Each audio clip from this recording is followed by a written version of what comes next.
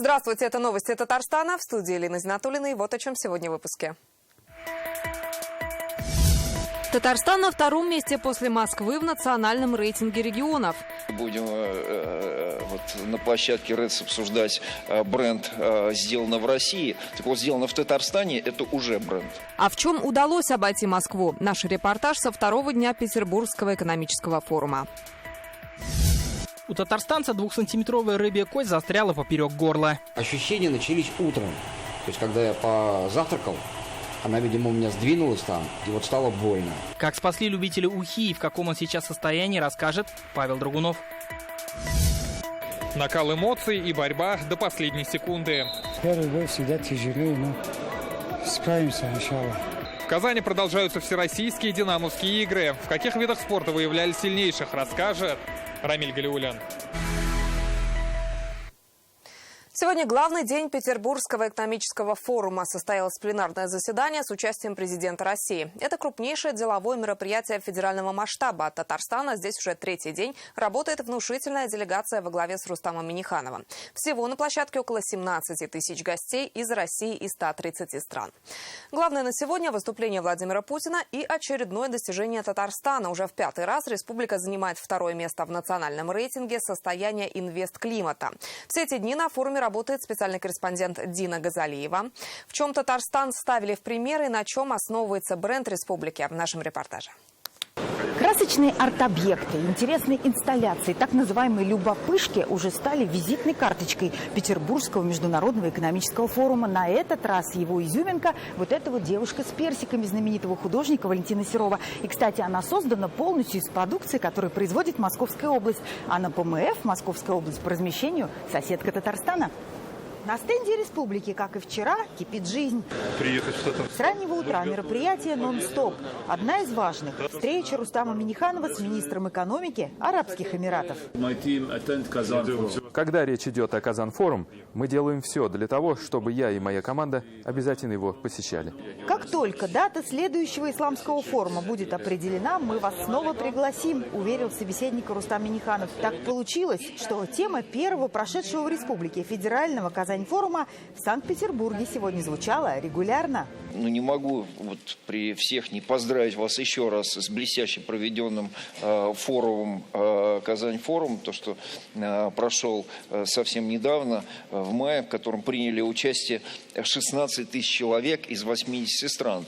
Мне вчера Кобяков Антон сказал, что здесь сейчас на форуме 17 тысяч человек, что очень много, на самом деле, мы видим сами по большой плотности. Так что вы тут тоже практически вышли в топ. Москва – первое место, Татарстан – второе место.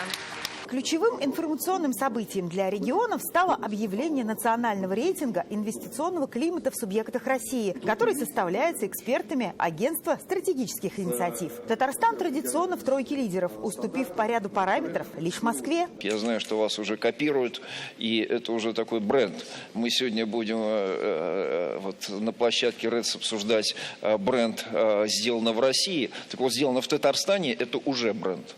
Уже бренд.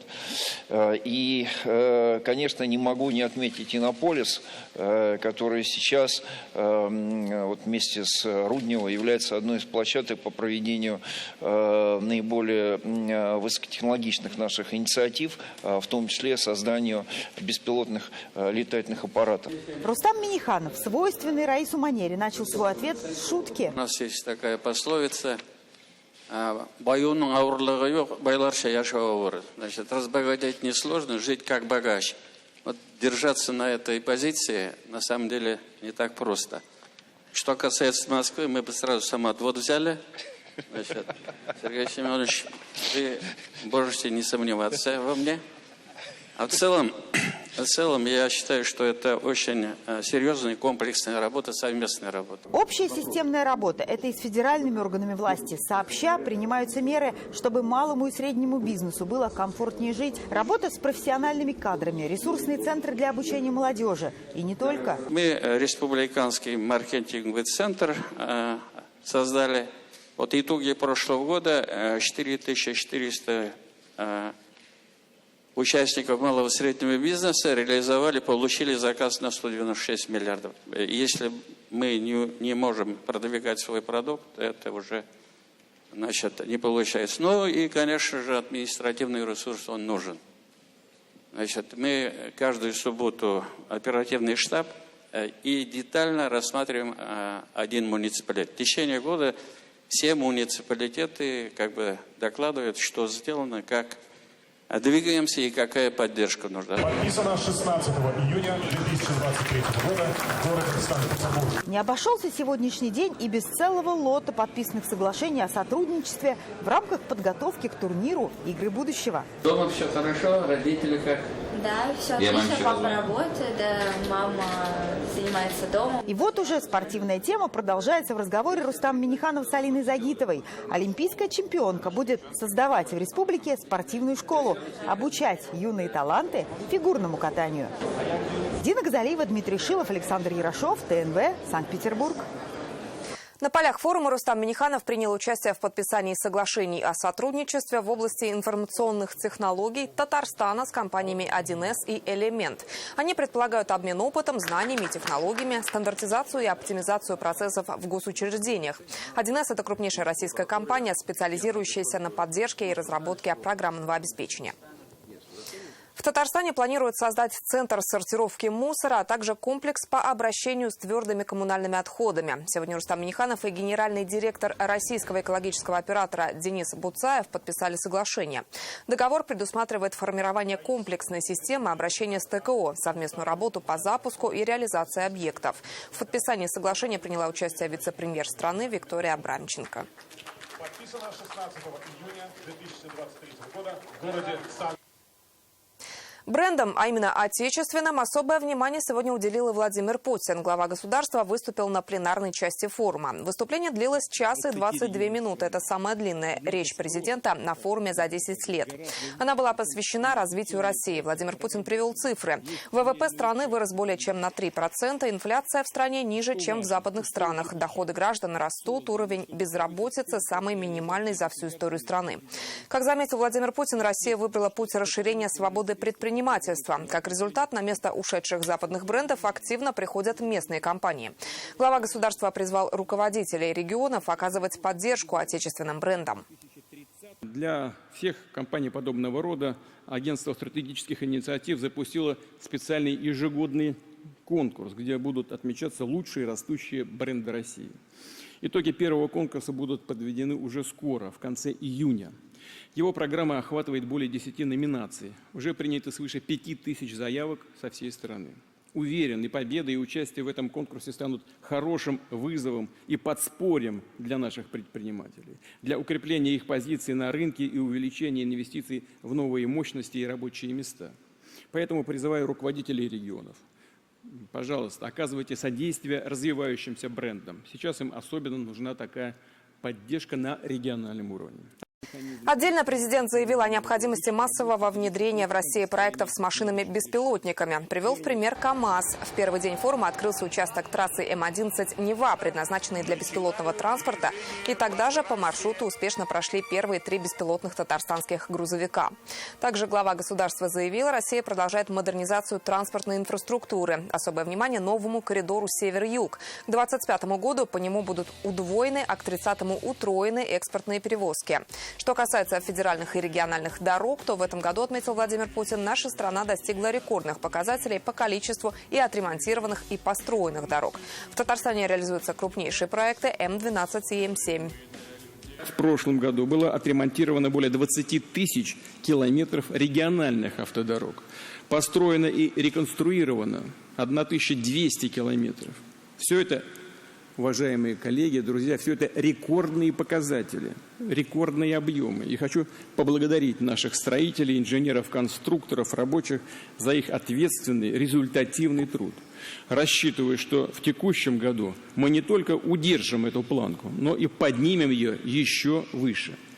У нас все для этого есть, все сверстано. Надеюсь, так и будет, как мы планируем. Возвращаемся в Казань. Сегодня стало известно, в какие сроки будет отремонтирован дом на Чехова, где случился пожар. Сегодня здесь дали электричество, но пока нет воды и газа. Жители квартир с 1 по 4 этажей с этого дня начнут возвращаться в свои жилища. Если нет деформации труб от воздействия высоких температур, они смогут остаться. Сегодня в мэрии города прошло совещание под руководством Ильсура Медшина. Он поставил задачу: к 7 июля основная часть работ на объекте должна быть завершена. Проект восстановления уже подготовлен. Стройматериалы заказаны, отметил мэр, и поручил привлечь дополнительных рабочих, чтобы как можно скорее завершить все работы. Речь идет о ремонте подъездов, лестничных клеток и кровли. Все это время жители квартир на 5-м этаже будут оставаться у родственников или в гостинице. Ремонтировать квартиры они будут за свой счет. Город меняет стояки и трубы. От пожара пострадало 8 квартир, еще 31 от затопления. Беспокоимся, когда можно будет ехать, например, либо когда у некоторых натяжные потолки еще, вода на них висит, когда можно начать сливать. Давайте, как только сейчас следственные органы закончат свою работу, и мы получим доступ к нашей управляющей компании подрядной организации, после этого уже каждую квартиру отдельно сможем сказать. Домашняя уха обернулась операцией и больничной койкой как минимум на 2 недели. Татарстанские врачи спасли 51-летнего мужчину. Ему в горло впилась рыбья кость. Она разодрала пищевод и могла привести даже к летальному исходу. По словам врачей, такие случаи, когда кость застревает в горле, бывают 1-2 раза в месяц. Но в этом случае народный предмет оказался слишком большим, почти 2 сантиметра. Вот мой ноготь, вот я ее держу. Это чтобы было понятно. Сейчас Евгений Носов к этой ситуации относится с юмором. Хотя пару дней назад он оказался на операционном столе. В горле застряла почти 2-сантиметровая рыбья кость. Говорит, даже не заметил, как проглотил. То ли с большого голода, то ли с большой жажды. То есть начали интенсивно есть, и вместе с салат уха, салат. И она как-то так незаметно пролетела. Ощущение было такое, как будто большой глоток, когда делаешь, немножко продрало. И вроде успокоилась. До конца того вечера кость не создавала неприятных ощущений, и Евгений решил поехать в больницу утром. Он даже представить не мог, насколько серьезной окажется проблема. Ощущения начались утром. То есть, когда я позавтракал, она, видимо, у меня сдвинулась там, и стало больно. То есть, прям, реально больно, сильно больно. Мы здесь видим на компьютерной томографии рыбья кость, она довольно относительно крупных размеров. И эта рыбья кость, она стоит поперек пищевода. По словам врачей, кость разорвала стенку пищевода. Она была практически вколочена в горло. Без хирургического вмешательства достать ее не смогли бы. Если пациент вовремя не обращается, это развивается очень жизнеугрожающее состояние, от которого пациенты могут и умереть. Развивать так называемое состояние медиастенит, который приводит чаще случаев к летальным исходам. Медиастенит – это воспалительный процесс, который мгновенно вызывает нагноение и серьезные осложнения. Врачи рекомендуют ни в коем случае не пытаться достать кость самим. Если она попала в пищевод, то ни в коем случае не запивать водой огромным количеством, не стараться от хлебную корочку, которая в народе принято, сразу идти к врачу. Извлеченная кость – это первый хирургический трофей у Евгения Носова. Надеется, что останется единственным. Что планируете дальше с этой косточкой делать? Какой-то сувенир? Не знаю. Пока пускай лежит, не знаю. Реально не знаю. Так, если только внукам и детям показать, что ребята, смотрите аккуратнее. Евгений сейчас питается через зонд. Говорит, этот случай никак не повлияет на его любовь к рыбным блюдам. Павел Драгунов, Адель Медубаев, ТНВ, Казань. Сегодня в Республиканском центре крови высадился десант ВИП-доноров. Кровь сдавали министр здравоохранения Татарстана Марсель Минулин, прокурор республики Ильдус Нафиков и военный прокурор Казанского гарнизона Мунко Цыренов. Они присоединились к акции, приуроченной к Международному дню донора крови. Ежегодно его отмечают 14 июня. Все они уже неоднократно бывали в этом кресле. Министр здравоохранения, как хирург, отметил, сдавая кровь, помогаешь спасать жизни. Безвозмездно сдавать кровь – благое дело. Сам, как врач-хирург, как врач, говорю, что это спасенные жизни. В молодости, в студенческие годы сдавал. Тут что-то как я подсказал, что надо вернуться к годам молодости. В год республиканский центр заготавливает 55 тонн крови. Ее получают около 40 тысяч реципиентов. Это 110 тысяч переливаний. По словам врачей, сдавать кровь не только благородно, но и полезно. В течение месяца организм ее полностью восстанавливает. Регулярное обновление снижает риски сердечно-сосудистых заболеваний и инсультов. Акции продолжаются каждый день. Вот представьте себе, больные поступают в лечебное учреждение каждый день. Какие-то непредвиденные случаи бывают каждый день. Можно ли определить какой-то последний день? Нет. 365 дней в году и 366 переходим на следующий год. Предстоящая смена власти в Академии наук Татарстана. Фарид Мухаммедшин, Рифкат Миниханов, Айрат Сидиков. Кого выберет научное сообщество? О наиболее вероятных кандидатах читайте сегодня в интернет-газете «Реальное время». В Казани прошли антитеррористические учения. Экстренные службы отрабатывали пресечение преступлений террористической направленности на объекте железнодорожного транспорта и ликвидацию их последствий. Это видео предоставлено управлением ФСБ. Как видно по кадрам, был задействован вертолет, робототехника и личный состав. Основной целью состоявшихся учений являлось совершенствование взаимодействия оперативного штаба в Республике Татарстан с территориальными структурами федеральных органов исполнительной власти, специальными и экстренными службами, иными заинтересованными ведомствами при условно совершенном преступлении террористической направленности. Булгарское археологическое наследие, становление и развитие государства, а также роль булгар и сувар в этногенезе татарского и чувашского народа. Вопросы, связанные с историческим наследием Западного Закамья, рассмотрели историки в Институте имени Марджани в Казани. По словам экспертов, сегодня становится все больше теорий о происхождении татар и чувашей. Кто из них является прямыми потомками волжских булгар? На этой теме начинают спекулировать псевдоэксперты. Рамиль Галиуллин продолжит тему. Чувашский народ внес выдающийся вклад в развитие нашего региона и в развитие нашей республики. В то же время мы, как профессионалы, как историки, должны все-таки посмотреть, подметить те тенденции, порой негативные, которые возникают в освещении нашего историко-культурного наследия. Так, историки и этнологи собрались, чтобы обсудить наследие волжских булгар. В средние века государство достигло небывалого могущества и расцвета. Его история и сегодня вызывает много вопросов и дискуссий.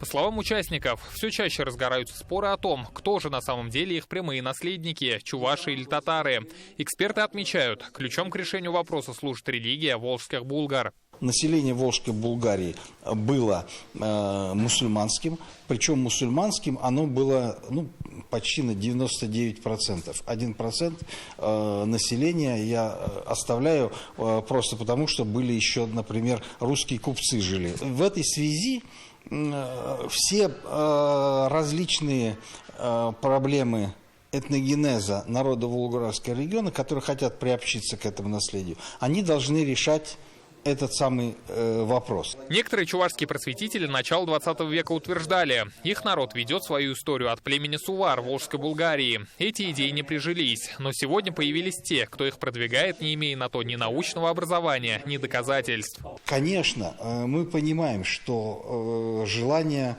найти великих предков и как-то приобщиться к ним – это важный элемент культуры любого народа. Но здесь мы должны балансировать на грани, отделять четко науку от научной и ненаучной мифологии. Эксперты отмечают, Волжская Булгария была хорошо развита экономически и культурно. Волжская Булгария была страной высокоразвитой письменности. И это и научные трактаты, и это хулгалии, это и другие медицинские произведения и так далее. И насчет чувашей вот это наследия нет. У чувашей появляется письменность собственная или кириллица лишь в XVIII веке. Как отметили участники круглого стола, такие встречи будут проводиться регулярно. В завершение было предложено объединить все озвученное в один сборник и теснее работать ученым двух республик. Такое предложение сделала Академия наук нашей республики. Рамиль Галиуллин, Рамзиль Гарипов, ТНВ, Казань. Казань стала библиотечной столицей России 2024 года. Это звание наш город получил на церемонии закрытия Всероссийского библиотечного конгресса в Мурманске. По традиции был торжественно передан символ библиотечной столицы. В этом году выполненный в виде национального карельского музыкального инструмента кантеля. Его приняла министр культуры Татарстана Ирада Аюпова. Татарстан отметил в поздравительном видео. Рустам Миниханов уделяет большое внимание библиотечному делу. Сегодня в республике насчитывается более 1500 библиотек. Сегодня в Казани состоялась церемония открытия соревнований на Кубок Генконсульства КНР по игре ГО. Заявки на участие подали более 100 спортсменов со всей России. Турнир начнется завтра, а сегодня спортсмены окунулись в китайские традиции, продегустировали национальную кухню, услышали звуки бамбуковой флейты и гуджена. Почему игра не теряет своей популярности на протяжении 3 тысячелетий, знает Сирина Васильева.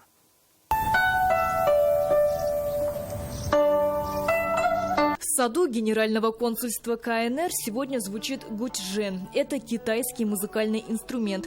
Так, с национальным колоритом Генконсульство открывает соревнования по традиционной настольной игре вэйци. Международное название – ГО. Нынешний год тоже является годом китайско-российского сотрудничества в области физической культуры и спорта. Верю, что проведение 4-го кубка Генконсульства КНР по вэйци ГО будет способствовать развитию спортивного сотрудничества и традиционной дружбы между народами наших двух стран. Вэйцзи возникла в Древнем Китае 3000 лет назад. Игровое поле – доска на ножках габан. У участников белые и черные камни. Ими нужно окружить территорию соперника и расширить границы своего государства. Развивается и двигается вперед семимильными шагами за последние 10 лет. Действительно, наверное, на порядок произошел прирост знающих, играющих. На чемпионат заявились более 100 игроков со всей России. 30 представляют Татарстан. Турнир начнется завтра, а сегодня гостей приветствуют в Генконсульстве. На столе 8 китайских блюд. Для них это счастливое число. Это пирожки бао-цзы с говядиной и морковью, цыпленок гунбао, обжаренный с арахисом и красным перцем чили, тушеный тофу, жареный кальмар и не только. Для всех участников на этом мероприятии, например, это жареный рис по Янчжоу. Что значит Янчжоу? Янчжоу – это китайский город, очень красивый город на юге Китая. В свое время ездил часто в Китай, и там ел, питался именно местной, китайцами изготовленной едой. Она, конечно, гораздо острее. Хорошей игры. Хорошей игры. 14-летняя Анастасия Матеюнас из Казани в вэйцзи играет уже 2 года. В соревнованиях участвует тоже не впервые. В 2022-м заняла призовое место. В этом нацелена получить кубок. Вошла в эту игру, потому что меня пригласил отец. Он был с этим связан и несколько лет назад познакомился с одним из профессиональных игроков в поезде. Прелесть игры в том, что здесь все очень абстрактно. А к каждой ситуации ты должен подбирать свой ход, свой вариант развития событий. Соперница Анастасии по игре Яна Ли приехала на соревнования из Читы. Девушка играет в ГО с раннего детства, потому что выросла в Китае. А в Китае там чуть ли не в каждом дворе есть вот эти копан, и чуть ли не все с детства учат играть в вэйчи, удзичи и так далее. Поэтому это было бы преступление для меня не поучаствовать. В отличие от шахмат, в ГО ты не разыгрываешь классические комбинации. Каждая партия отличается друг от друга. Если привести аналогии с компьютерными играми, то шахматы – это шутер, а ГО – стратегия. Очень хорошо, что данный вид спорта вызывает интерес у жителей республики. Вот, у нас в нашей спортивной школе есть отделение по данному виду спорта. Ну и, несомненно, оно служит таким мостиком, объединяющим общих интересов. Дает, наверное, возможность тем людям, кто увлеклись этим видом спорта, познать историю и культуру другого народа, Китайской Народной Республики. Обладатели кубка в этом году будут считаться финалистами российского этапа соревнований по ГО. Сирина Васильева, Игорь Романов, ТНВ, Казань. Сегодня в Казани стартовала спортивная программа «Динамовских игр». Они посвящены столетию общества. Участники со всей России и стран ближнего зарубежья. Во дворе единоборств «Акбарс» проходят соревнования по самбо, а на берегу Казанки по пляжному футболу. За играми первого дня наблюдал Рамиль Галиуллин. Первая схватка и первая победа на турнире. Магомед Магомедов занимается самбо 6 лет. Курсант Волгоградской академии МВД не подкачал. Проходили сбор ежедневной тренировки утром вечером для того, чтобы граждане были, так сказать, защищены. То, что в первую очередь сотрудник полиции, он должен уметь постоять за себя. Сегодня проверить свое мастерство. На ковер вышли самые опытные самбисты России, а также Беларуси, Узбекистана, Казахстана и Таджикистана. Масуд Адинаев, сотрудник уголовного розыска Таджикистана. По по-моему, будет. Первый бой всегда тяжелее, но справимся, иншаллах. Высокий уровень демонстрируют и спортсмены из Татарстана. Чтобы не оказаться на лопатках, у Андрея Лисюкова за спиной месяцы подготовки. Самбо занимается большую часть жизни. Был один период, когда я перестал заниматься. Вот и понял то, что я делаю только шаг назад, потому что ухожу, так сказать, от трудностей. А благодаря самбо я учусь их преодолевать. За счет этого становлюсь сильнее. Быть сильнее и лучше всех – девиз наших самбистов. Именно Россия является родоначальником этого вида спорта. Самозащита без оружия – это наш вид спорта. Он служебно-прикладной и культивируется именно в среде правоохранительных органов и органов безопасности. Мы очень гордимся этим видом спорта, и буквально с прошлого года его включили в состав олимпийских видов спорта. Состязания проходят по 14 весовым категориям, от 58 до 100 килограммов. Больше 200 участников сражаются за престижные награды по спортивному и боевому самбо. Все приемы, которые проходят, что по спортивному, что по боевому, оцениваются одинаково. Плюс в боевом самбо есть еще ударная техника. Спортсмены одеты в шлема и в маски. Это для того, чтобы не получить травму. Борьба проходила не только на коврах, но и на песке. Лучших сегодня определяют по пляжному футболу. Говорят, противостоять соперникам здесь непросто. На песке затрачивается куда больше энергии. Конечно, сложнее. Особенно вратарям. Здесь вся игра через вратаря строится. Очень внимательно нужно работать. Песок, отскок, реакция. Совсем другая история. Ну, плюс босиком в бутсах он по-другому мяч чувствуется. Динамовские игры продлятся до 21 июня. В программе 11 видов спорта. В борьбе за медали принимают участие свыше 2000 спортсменов. Их не зря называют Олимпийскими играми среди силовиков. Рамиль Галиуллин, Вадим Илларионов, ТНВ, Казань. Следующий выпуск новостей Татарстана смотрите в 21:30. Сейчас передаю слово моей коллеге Аделине Зарифовой. Она расскажет о погоде на завтра. Увидимся.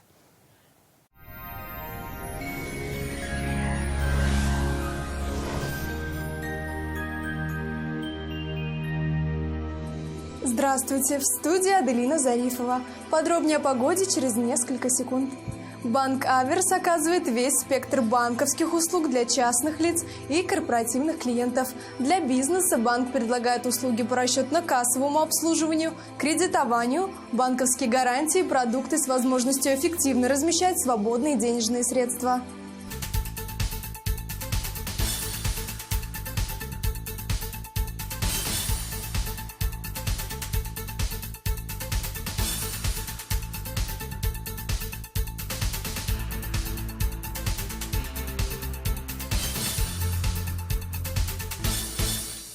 По данным сервиса Яндекс.Погода, в Бугульме, Бавлах и Азнакаево ясно и без осадков. Ожидается теплая ночь, около 13 градусов тепла. И днем будет тоже тепло до плюс 24. В Набережных Челнах, Нижнекамске и Лабуге также ясно и сухо. В ночные часы ожидается до 13 градусов тепла, днем плюс 22. В Агрызе, Менделеевске, Актаныше ясно, малооблачно, а вероятность осадков минимальная. Ночью плюс 13, днем до плюс 21. В Арске, Кокмаре и Балтаси ночью около 12 градусов тепла, а днем до 21 градуса выше 0. В Болгаре, Дрожжаном и Буинске малооблачно и также без осадков. В ночное время ожидаются около 15 градусов тепла, в дневное до плюс 24. В Альметьевске, Чистой Полимамадыше малооблачная погода без осадков сохраняется. Ночью до плюс 14, а днем тепло около 23 градусов выше 0. Но не спешите открывать купальный сезон, ведь в воскресенье станет заметно прохладнее. Если кто-то хмурится и нагоняет тучи, закажите ему сюрприз на FlowWow – маркетплейсе необычных подарков с доставкой от 30 минут по всей России. Пусть букет из тропических цветов и сочные капкейки вернут солнечное настроение. Нужно выбрать подарок? С FlowWow это легко. Например, этот торт. Или этот на 1 миллион подписчиков. Для бати. На день рождения и на просто так. Даже для тех, кто очень далеко. На FlowWow есть подарок для каждого. Скачивайте и поздравляйте. Как в сказке «Озеро у дома». Зеленый сказочный бульвар. Моя мечта – не оторваться. Хочу квартиру в Алтен-Яр. Покупая квартиру сейчас, получаете скидку до 700 тысяч рублей. 216 68 68. Специализированный застройщик «Акташ Инвестрой» представляет жилой комплекс «Алтын-Яр» на берегу озера Средний Кабан. Продуманные планировки, благоустроенные дворы с ландшафтным дизайном. При покупке квартиры в июне в подарок скидка до 700 тысяч рублей. 216 68 68. В столице Татарстана по-прежнему ясно и без осадков. Ночью около 16 градусов выше 0. А днем ожидается комфортная и теплая погода до плюс 22. Ветер северный, умеренный до сильного. Атмосферное давление, влажность воздуха в пределах нормы. Магнитное поле Земли без особых возмущений. Санчи – сокровище китайской медицины. Дает энергию, укрепляет иммунитет, нормализует сон, способствует устранению головных болей и хронической усталости. Санчи – источник энергии и долголетия. 20 июня в аптеках Farmland на Санчи 20% скидка. Телефон для справок 8 927 236 71 75. Сайт sanchi.rf. Это были все новости к данному часу. Хорошего вам настроения и до встречи!